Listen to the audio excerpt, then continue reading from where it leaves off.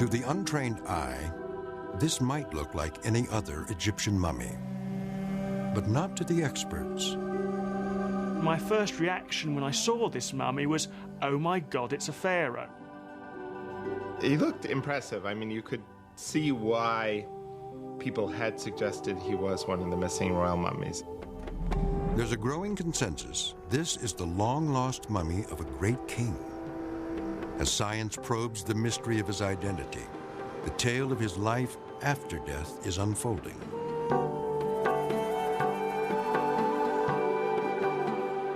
He had arranged to spend eternity in the sanctuary of his tomb.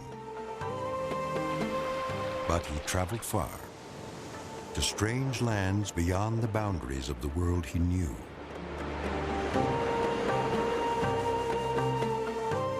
He expected to enjoy an afterlife in the company of the gods. Instead, he was exiled for ages in a cabinet of curiosities, surrounded by monsters. He believed the gods would judge him by weighing his heart. He never could have dreamed every inch of his body would be scanned and digitized to answer one question: who was he? Researchers are closing in on the name of a pharaoh, but the final word is not yet in. I thought that this is really speculation. How a king will appear suddenly like this? How we will know that this mummy of a king left Egypt and no one knows anything about it? This man has begun to share his secrets. Will we ever grant him eternal peace? The Mummy Who Would Be King, right now on Nova.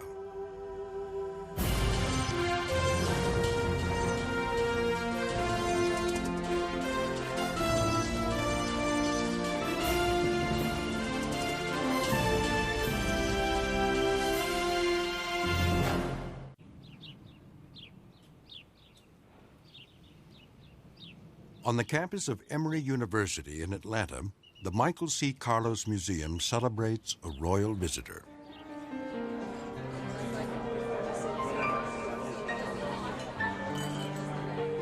It's a gala cocktail party with a twist. The guest of honor has been dead a few thousand years. When the museum acquired this mummy 4 years ago, no one knew who he was. Since then, scholars and scientists have reached a startling conclusion. This is the long-lost mummy of a great pharaoh. The museum discovered him in the most unlikely place on Earth.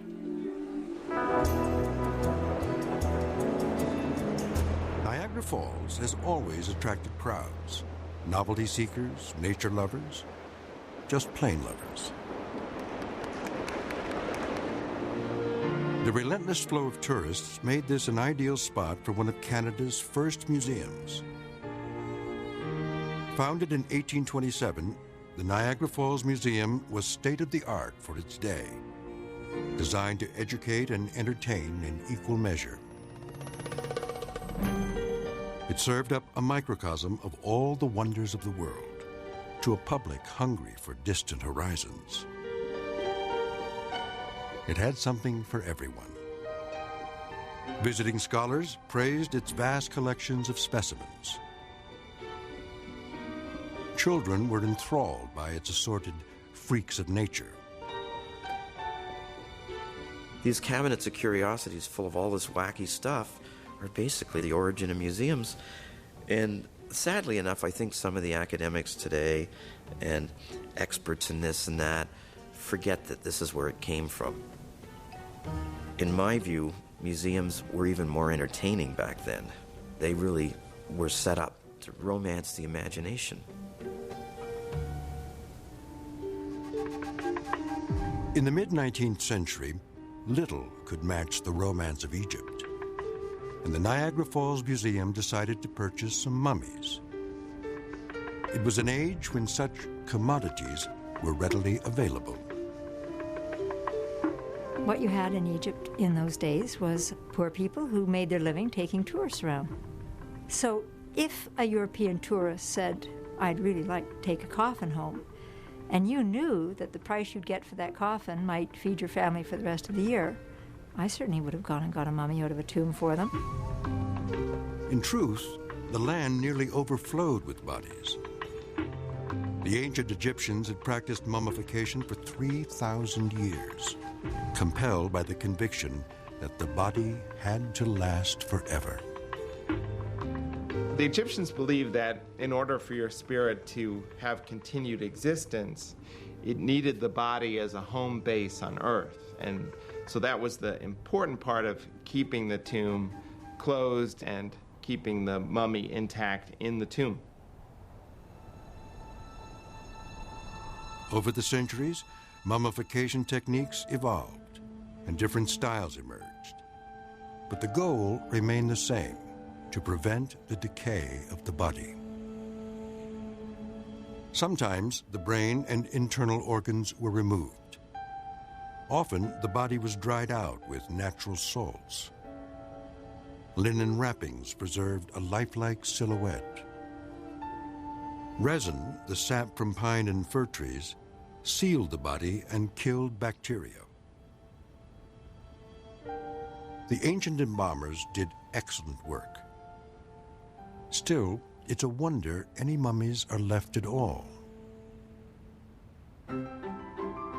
Europeans imported them by the boatload in the Middle Ages and beyond, to pulverize into potions to treat everything from headaches to impotence. Later, countless mummies were ruined at fashionable unwrapping parties. The lucky ones ended up in museums where Egyptology was taken seriously. To obtain its mummies, the Niagara Falls Museum enlisted the services of Dr. James Douglas. A physician from Quebec, Douglas was obsessed with Egypt and sailed the Nile most winters. He had bought mummies for himself, which he displayed on his front porch back home. Around 1860, Douglas secured the purchase of several coffins and mummies and arranged shipment to the Niagara Falls Museum. The deal was strictly above board. In the 19th century and into, in fact, the 20th century, it was legal to purchase government-approved antiquities from Egypt. So, in fact, this mummy is not an illegal purchase at all and never was. The mummy was headed west, where the ancient Egyptians believed the soul traveled after death. The journey to the next life is described in their sacred funerary text, the Book of the Dead. Westward, westward to the land of the just. I am a spirit body. I am a spirit soul.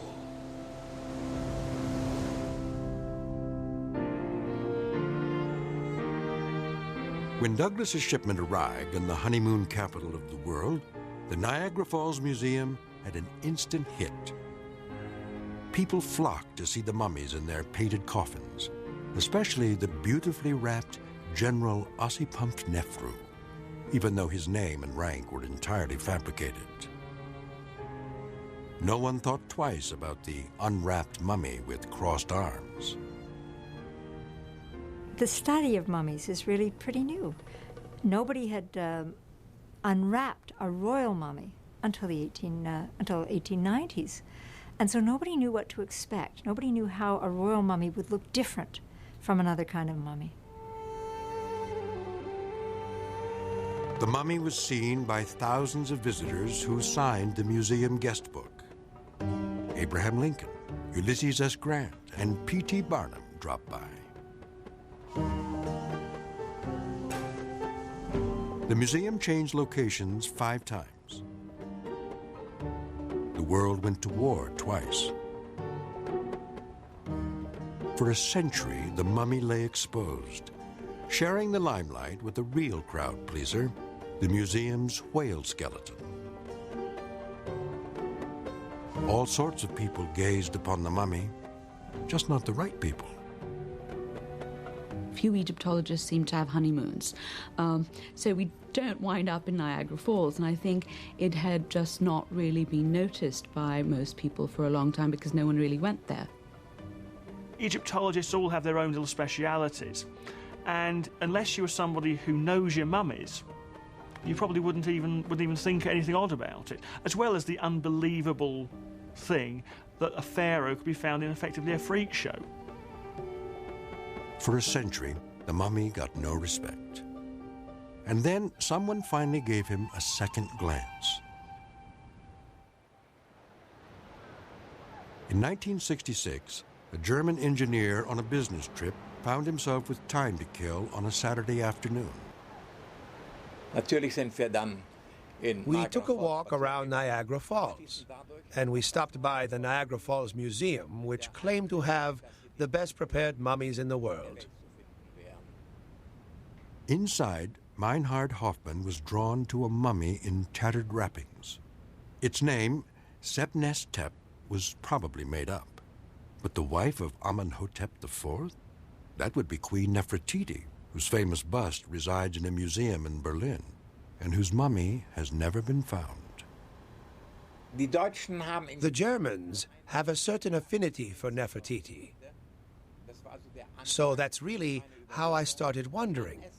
Was it possible that a queen, mummified by the ancient Egyptians, could end up in a cabinet of curiosities at Niagara Falls? For a decade, Hoffmann hit the books for clues to Nefertiti's fate. Then, in 1976, he found an article suggesting Egyptian queens were mummified with the left arm crossed over the chest. That set him to his slides of the museum. The mummy named Sebnestep had straight arms. But there, the unwrapped mummy draped in a shroud, Hoffmann could see its left hand. Clearly, its left arm was crossed over its chest. Next, Hoffmann compared a replica of the Nefertiti bust to that mummy's profile. The similarity was so impressive. It could only be that face. This had to be Nefertiti. Hoffmann bolstered his case with a computer, and in 1985 convinced a television producer he was on to something big. Of course, we figured that if he was right about what he was saying, and I was convinced he was, then this was a world sensation, and we wanted a contract with him. We wanted him to do this with Germany's Channel 2, to be our man, perhaps write a book. But first, Gunter Alt would make a TV show. He took Hoffmann back to the Niagara Falls Museum with Egyptologist Arnie Egebrecht. His first move was to unveil the mummy, revealing two crossed arms and the unmistakable anatomy of a man. In a cafe next door, Hoffmann awaited Egebrecht's expert opinion. Ich glaube, die einfache Lösung, die haben wir. Ja. Wir haben sie nämlich nackt gesehen. Sie ist ein Mann. Ach, das ist ja interessant. Ja. Da ist nicht He didn't faint or scream. He immediately said that it must be a pharaoh. Immediately. No, it wasn't a queen, but Hoffmann knew it just might be a king because of those arms crossed high over the chest. Mummies with crossed arms are common in just two eras of Egyptian history. Around 1500 BC, during the New Kingdom, crossed arms were a sign of kingship, reserved strictly for the mummies of the pharaohs. Crossed arms also show up around 2,000 years ago when Egypt was conquered and ruled by Rome, and common people were embalmed in this position. Was the mummy a common man from the Roman era or an ancient king? Radiologist Wolfgang Pahl was sent to find out. I was the only person in Germany who was active in the area of mummy research. On this basis, I was contacted to provide my expert opinion on the mummy in Canada. Paul took hundreds of x-rays for clues to the mummy's origins. His conclusion would rest on these masses in the chest. What were they? During the New Kingdom, embalmers removed the internal organs and packed the chest cavity with linen or other materials to preserve its shape. In later periods, embalmers often wrapped the internal organs in linen and placed these organ packets back in the body.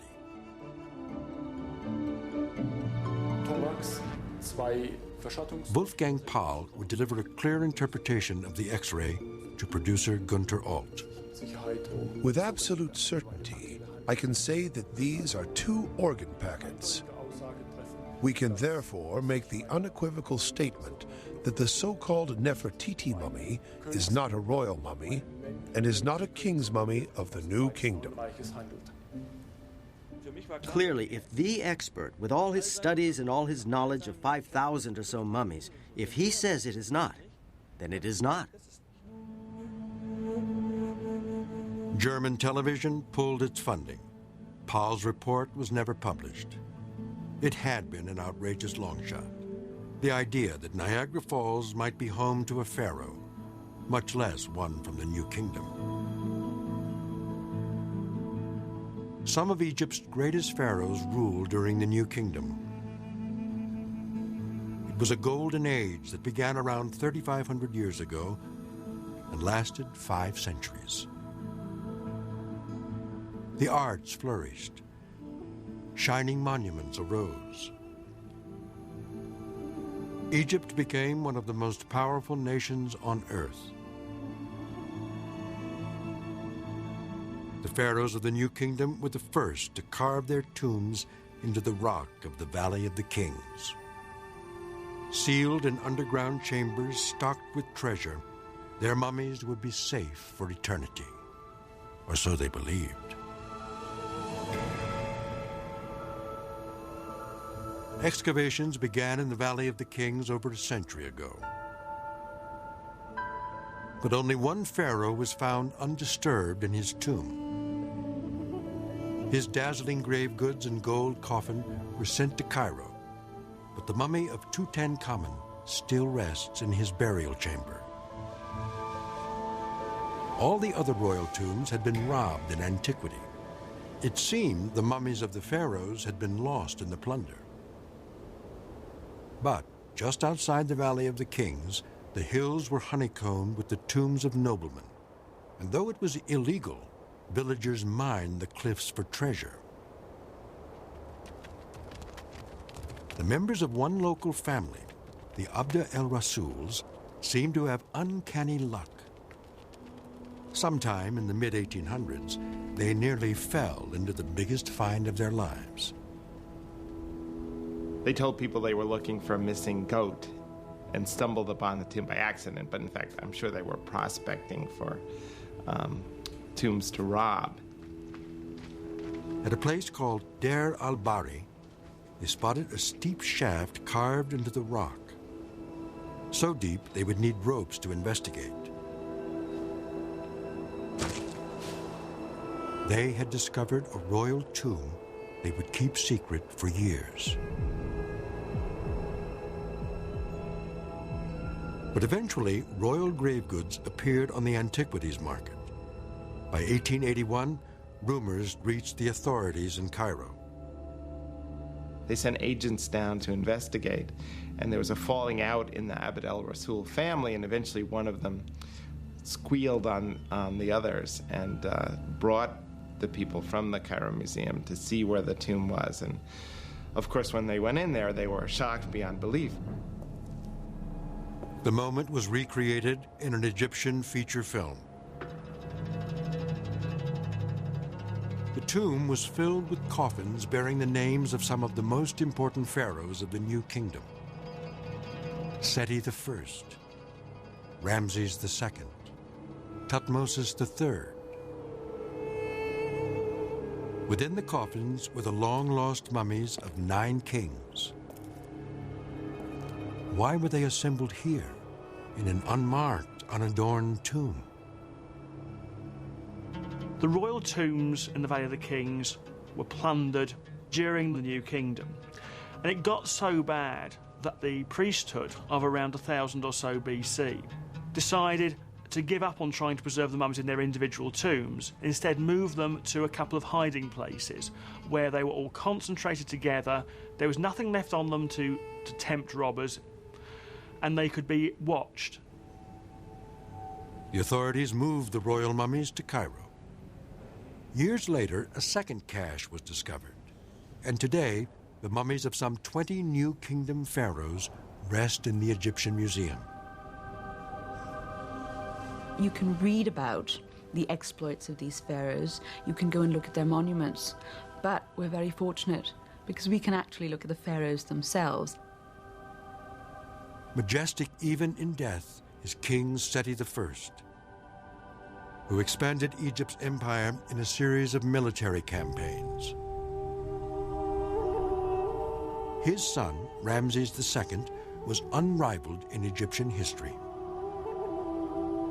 He earned the title Ramses the Great for reigning 67 years and building more monuments than any other pharaoh. His son and successor was the pharaoh Merenptah. Thutmose IV lies with his forebears, as does Ramses V. But not all of the royal mummies have been recovered. The New Kingdom saw the rise of 3 dynasties and more than 30 pharaohs. About a dozen have yet to be found. Was there a chance one of the missing kings had made his way to Niagara Falls?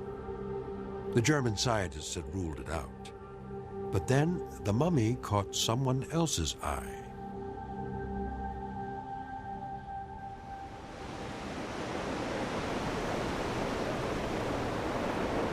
I first went to the Niagara Falls Museum back in the 1980s when I started working on my MA in Egyptology and became interested in these 4 beautiful 21st Dynasty coffins down there.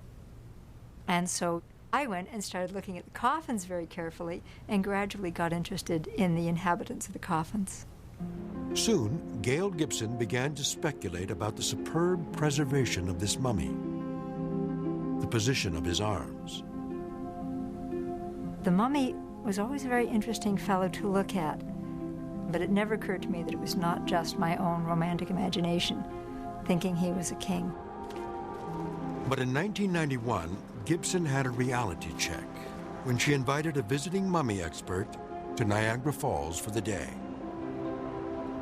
We went out to the museum, saw they got a really nice collection of coffins and mummies and so on. Then my eyes fell on this gentleman lying just exposed on a shelf in this glass case. And I'm afraid my immediate thought was, oh my God, it's a royal mummy. Well, first of all, it was just his general feel about him and the sheer quality of the mummification, clearly New Kingdom. But the key thing was the arms crossed at the breast. And that's not something you'd expect with a mummy of that kind of quality. Arms crossed at the breast are normally something you get in the Roman period, where mummies aren't going to be that well preserved normally. So it was very much a case of, all taken together, I was thinking, this looks like a pharaoh. When Aidan took very seriously my suggestion that this might really be a royal mummy, I was pretty impressed. If Aidan thinks something, it's probably so. When I got back to UK, this was something really quite something, so I was talking to colleagues about it. Aidan called me and I thought, okay, he's obsessed by royalty, so he's seeing royals everywhere he goes. And everybody was sort of saying, well, it may look like it's probably just a very, very nice Roman. It's just not one of the usual grotty Romans. And I thought, okay, maybe he's had one gin too many, or he's just seen too many museums and he's having an excess of Egyptological excitement. It was exciting. The thought that a missing pharaoh might be hiding in Niagara Falls. But how to prove it?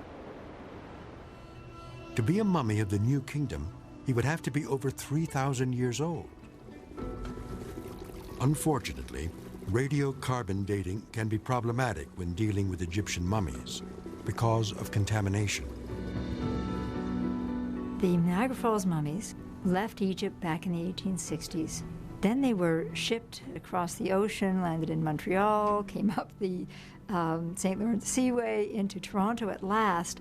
All the way along, people are handling them, people are breathing on them, people are smoking in their faces, opening the coffins, taking a look, and all of that contaminates the subject.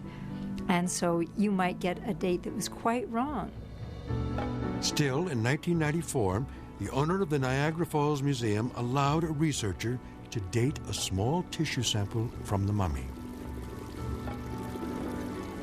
The test produced a range between 790 and 1085 BC, right at the end of the New Kingdom, but old enough to rule out the possibility that the mummy was from the Roman era. This clearly showed at least 1,000 years older than the Roman period.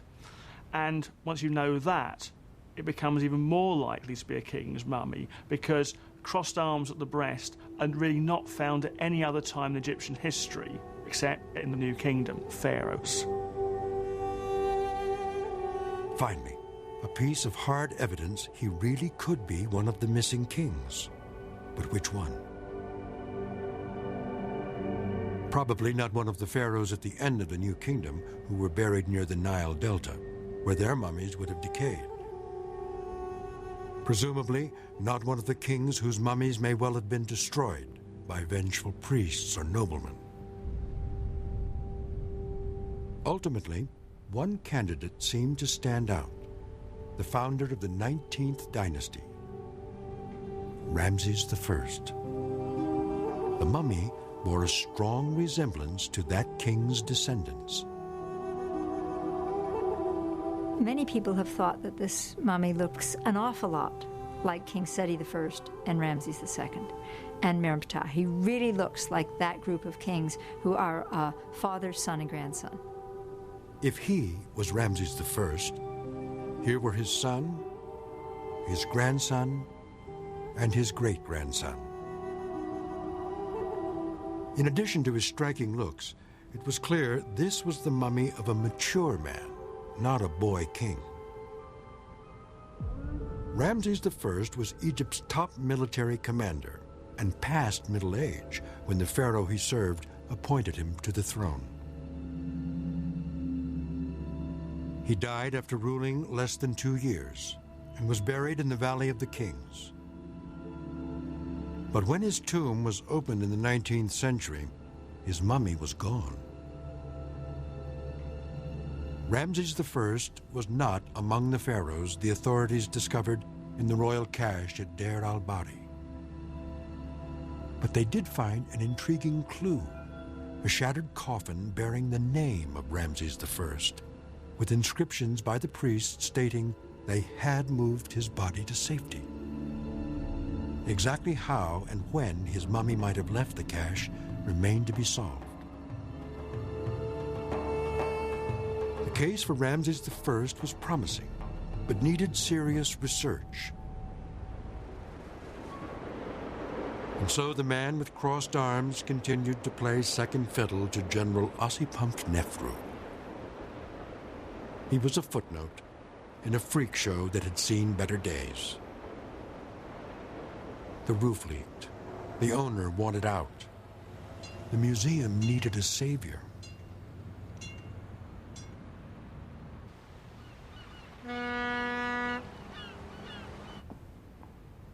Ethnographic art collector Bill Jameson lives in his own cabinet of curiosities.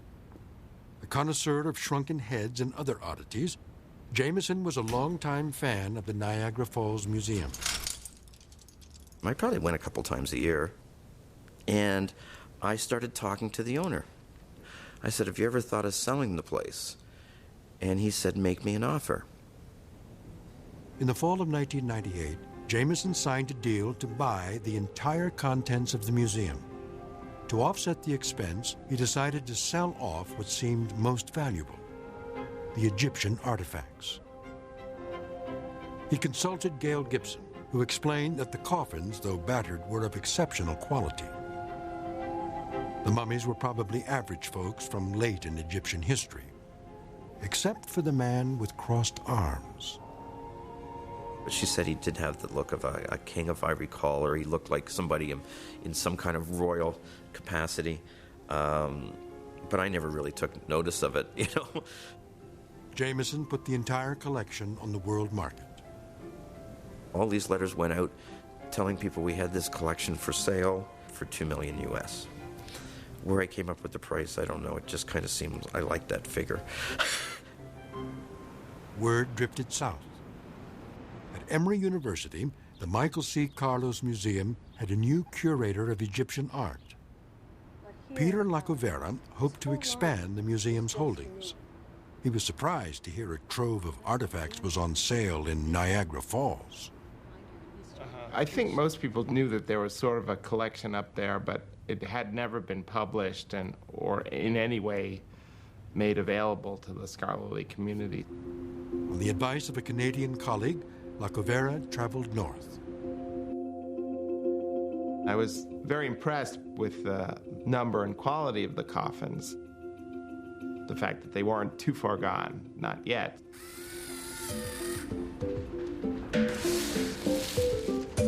Okay, you got it? The Carlos Museum snatched up the Egyptian collection, with funds raised in just 2 months. A team mobilized to Niagara Falls to prep the precious coffins for shipping. The mummies were of less interest, but Lacovera was intrigued by the one that had spawned all those rumors. It was sort of sitting on a shelf next to another even more gruesome-looking mummy. Sort of very ignominious kind of display. So he looked kind of sad, but he looked impressive. I mean, you could see why people had suggested he was one of the missing royal mummies. He too needed a touch-up before the trip. No longer a creepy curiosity, now a valued archaeological artifact, the mummy was en route to his final judgment, just as foretold in the Book of the Dead. Fleeter than greyhounds, quicker than a shadow, I have traveled the earth. I come to you without a witness against me.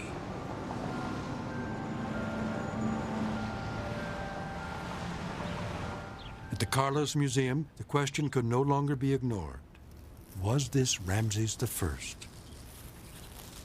In theory, DNA could provide the answer. Researchers at Emory University began tests on the loose teeth from another mummy, with limited results. People had not had a lot of success in DNA tests on Egyptian mummies anyway, and we're still not sure why that is, whether something in the mummification process sort of degrades the DNA. Not to mention the utter futility of the effort if samples of the DNA of the descendants of Ramses I were not available.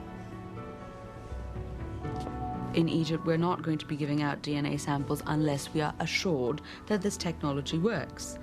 But at this point, it would be a crime to abuse these royal mummies and take sections out of them, and you would generally have to take teeth out. So that is quite a dramatic thing. It would be like having an object in a museum, like a perfect stone vessel, and then chipping out a chunk. So it is very destructive, and until we are assured of results, it is a complete waste of time. The issue of the mummy's identity would have to be resolved with more circumstantial evidence. Time to call in the experts.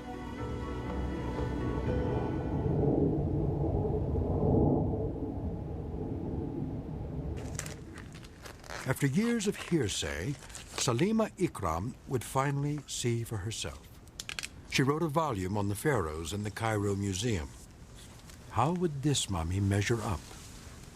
Well, this mummy is a very nice, well-preserved mummy, and it doesn't smell bad, so it must have been quite a good job of mummification, because most mummies that have not been well prepared are completely odoriferous.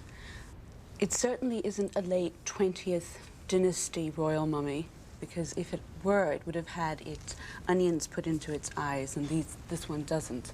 It's got nice bits of resin in the ear, which is something you see in the 18th and 19th dynasties, as well as earlier. Now over here you see the incision, and it's not a very big, deep gouge, which is what you start getting later on in the 20th dynasty, because that's when people become much more careless in how they're doing these things, even if they're doing it to kings.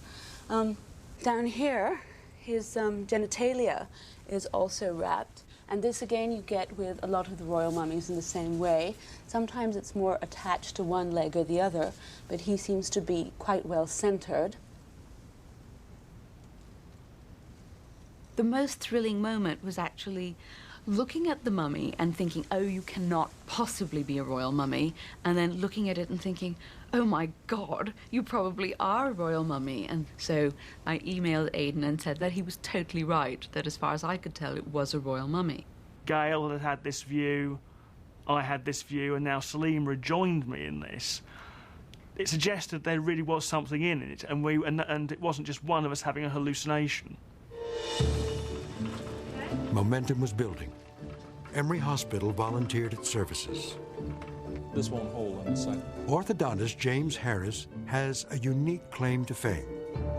In the 1960s, when he traveled to Egypt with a portable X-ray machine, the authorities invited him to study the pharaohs. 20 years later, he had compiled an X-ray catalog of all the royal mummies in Egypt.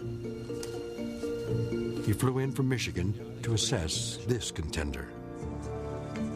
I actually assumed it would not be royal because of my previous experience with other mummies that are in collections around the United States, which are non-royal. Almost all of them are late period. They're Greek-Roman. They're very end of the Pharaonic period, and they were not royal. As close to the head as possible. Harris would focus on the skull because its shape is largely inherited, to determine whether this man might be related to any of the pharaohs. Still not right. It was critical that he X-ray this mummy's skull in precisely the same alignment he had used on the royal mummies. On the X-ray, Harris identified key anatomical landmarks and generated a series of skull measurements. He had taken identical measurements on the collection of pharaohs in Egypt. Then he entered these numbers into his Royal Mummy database. The computer arranged the pharaohs into a tree of relationships and placed the mummy from the Carlos Museum squarely with the descendants of Ramses I. Statistically, it appeared that he was most close to the 19th dynasty. We're talking about Ramses II and Seti I. His profile fit these individuals best. And we weren't able to narrow it down further than that, but he's a candidate for a royal mummy in that dynasty. Advanced technology would yield several more stunning clues.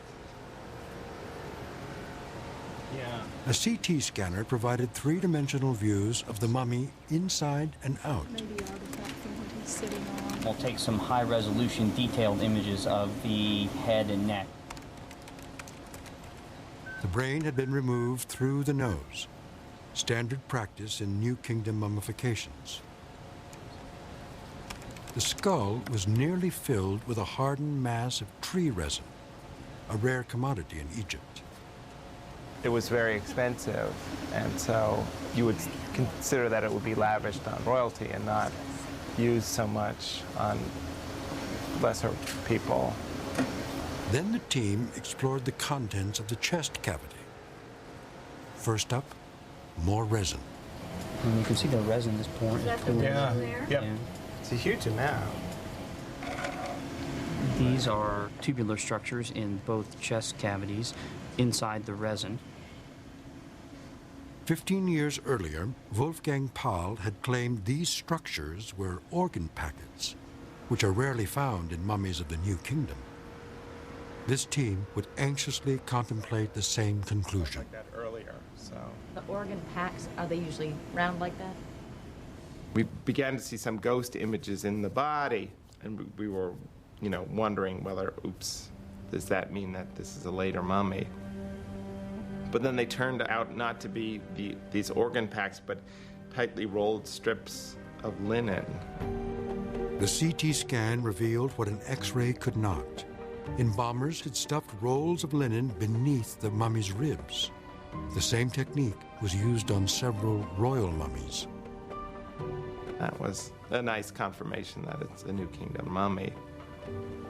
We became secure in the fact that this most probably was Ramses I.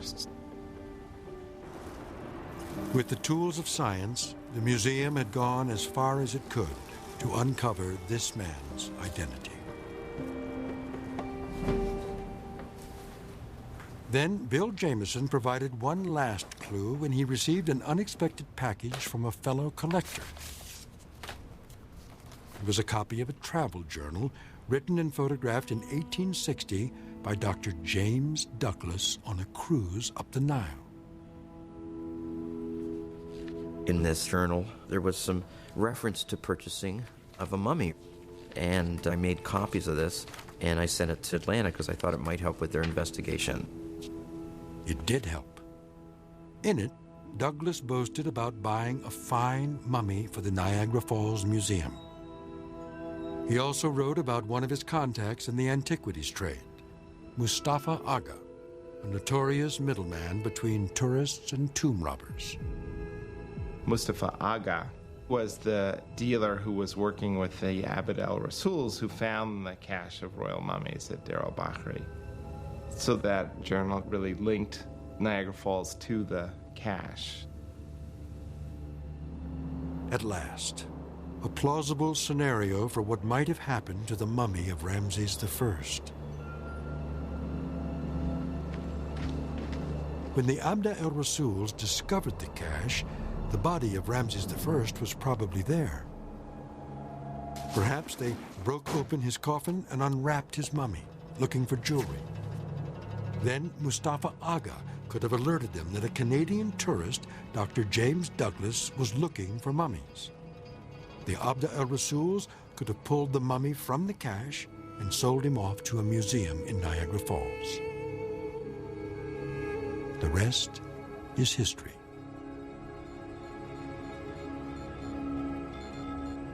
If we look at it in legal terms, let's say that our mummy is in a court of law being accused of being Ramses I. I think if it was a criminal court, he'd be not guilty because you can't prove beyond reasonable doubt. In a civil case, it's on the balance of probabilities. And I think the balance of probability does favour him being a pharaoh, and the most probable pharaoh, Ramses I. For the Carlos Museum, the case is closed. In the spring of 2003, the staff prepares an exhibit fit for a king. News of the pharaoh in Atlanta reaches those who knew him when.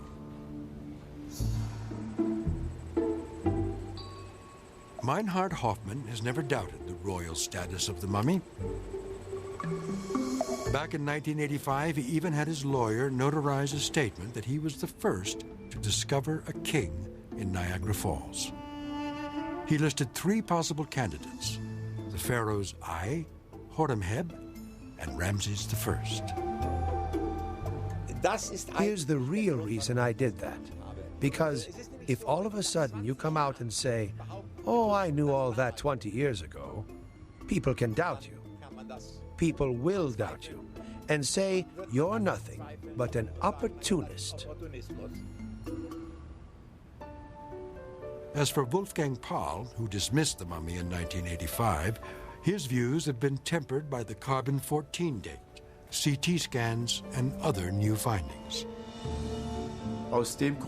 Based on these facts, today I would no longer say so definitively that this is not a royal mummy. For me, the mummy remains an interesting object of study that is far from having yielded its final secrets.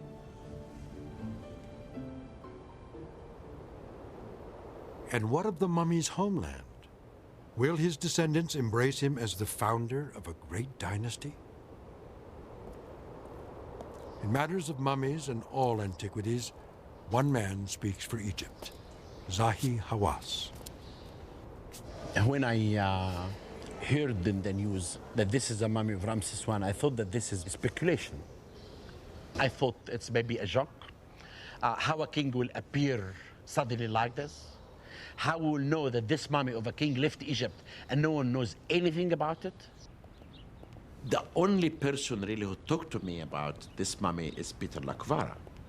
And I told him that in the future I should see this mummy. In April 2003, Hawass comes to Atlanta to provide the final word. He'll rely on a unique set of skills. Myself, I can smell royal mummies, and I know the difference from a mummy to the others. You know, I discovered in my career more than 234 mummies, and I can really look at the face. And from the first sight, I will find out that it's a royal mummy or not. That's he, yeah.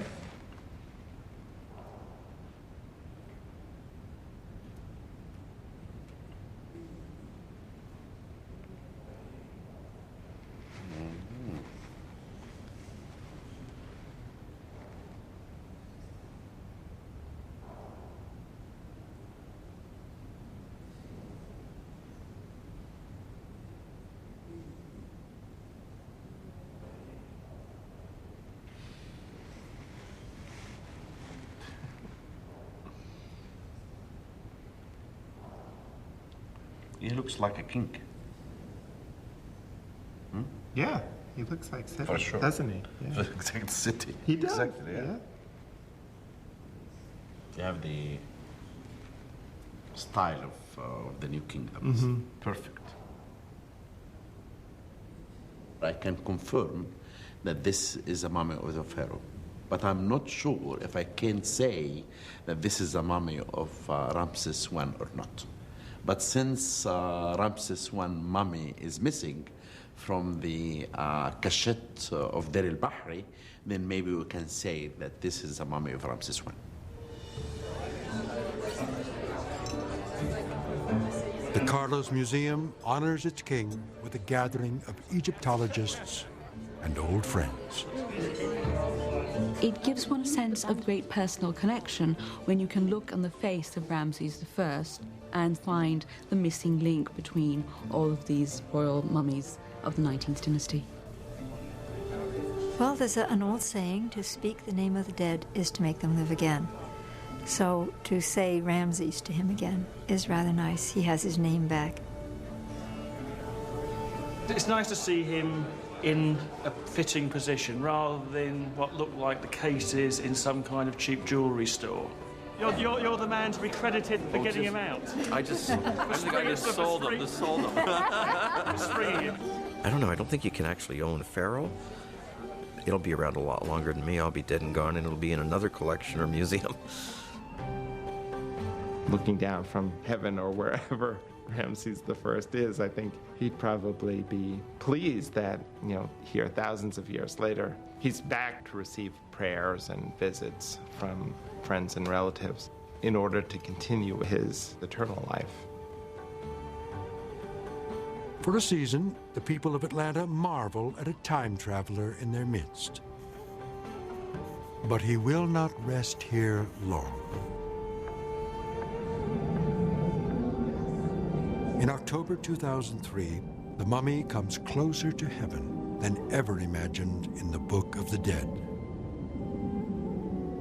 I have risen up out of the chamber. I fly. I alight like a hawk. The gods have heard my name.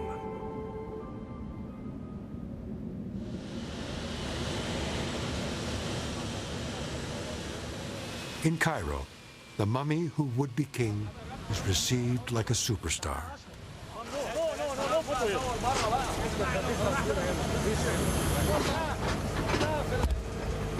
We invite everyone to come tomorrow to the press conference to see the face of the king for the first time when he smells the air of Cairo.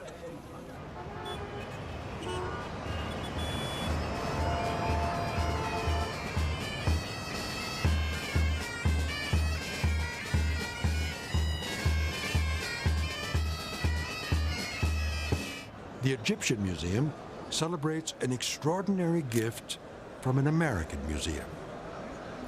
I would like to state that Michael Carlos Museum, I think, did the best effort by sending this mummy to Egypt. When they found out that this mummy is a mummy of a pharaoh, they thought that the pharaoh should be home, and home means Egypt.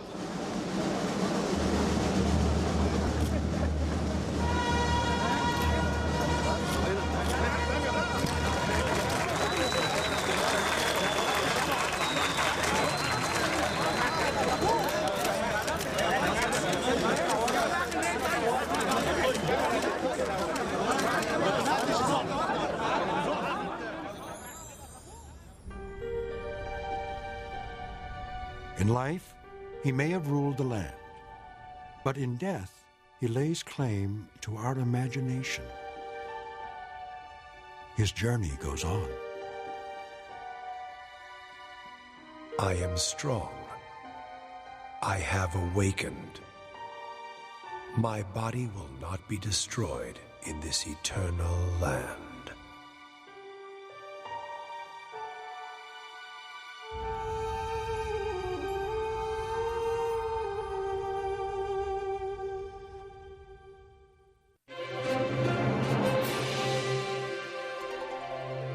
How is the mummy who would be king preserved for all eternity? On NOVA's website, examine the ritual. Find it on pbs.org.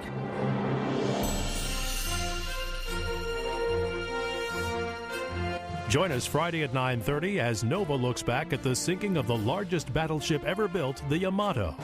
And up next, KPBS continues a two-night biography of Ronald Reagan on American Experience. The show or any other NOVA program for $19.95 plus shipping and handling. Call WGBH Boston Video at 1-800-255-9424.